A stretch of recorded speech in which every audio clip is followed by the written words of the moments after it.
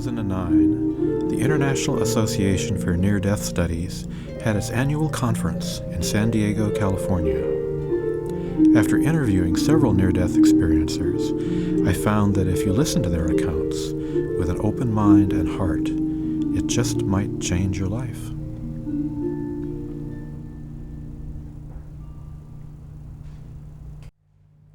Well, my name is Reverend Elke Macartney, and I'm from the beautiful state of Washington.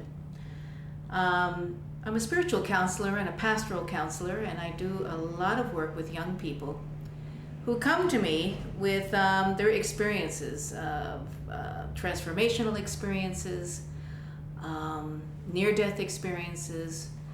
I'm here at the Near-Death Experience Conference in San Diego in 2009 because I'll be giving a presentation on a shamanic perspective. But what I'd like to say about the children and the young people who have been here on the planet, I think, to teach us so many different things, and who have had near-death experiences and have talked to me about their experiences because I couldn't talk to anybody else, is there is a fairly significant, at least in my practice, percentage of those children who are either suicidal or who have actually completed a suicide mission, if you will, and committed suicide, which breaks my heart. The sense that I get from them and the words that they use is, first of all, the other side is so beautiful to them, that nothing here even compares. That a number of them feel a sense of punishment for being tossed back to this place. There's also a high incidence of these young people having a sense of purpose as well.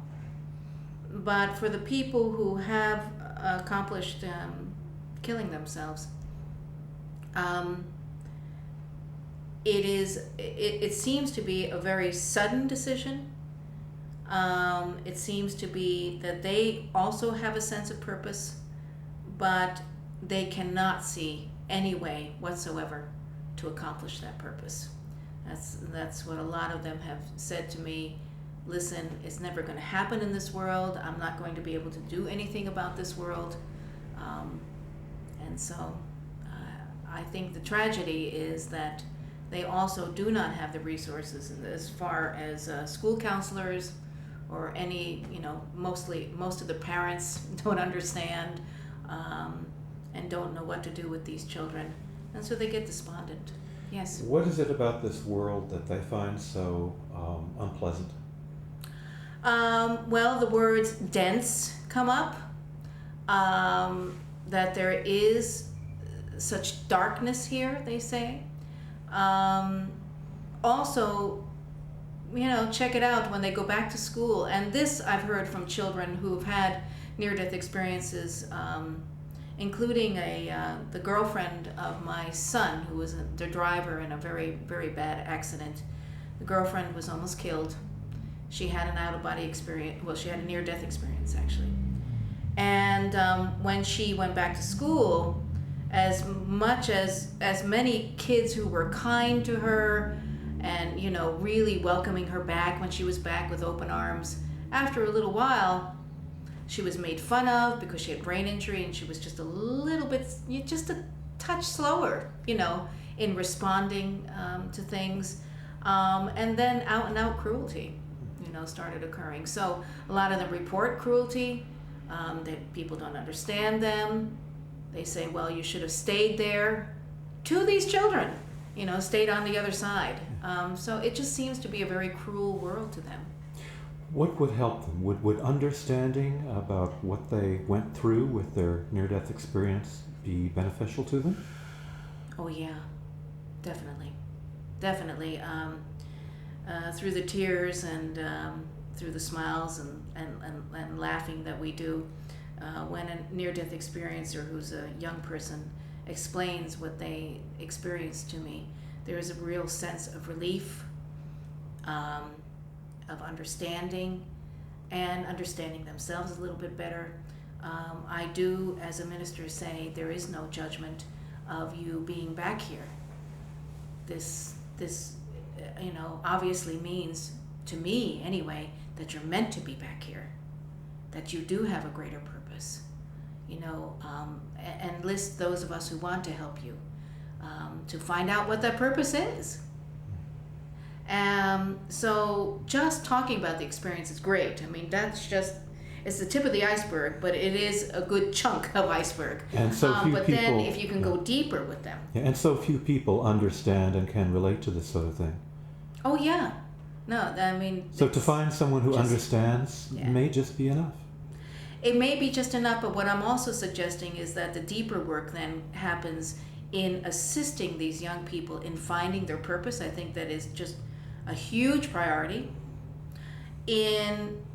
And continuing to listen to them as they're describing the yuck of this world, and also pointing out to them that their attitude and what they're carrying through in life is making a great big difference, in other people's lives. Can you cite one thing that is particularly attractive to them about the world they saw on the other side?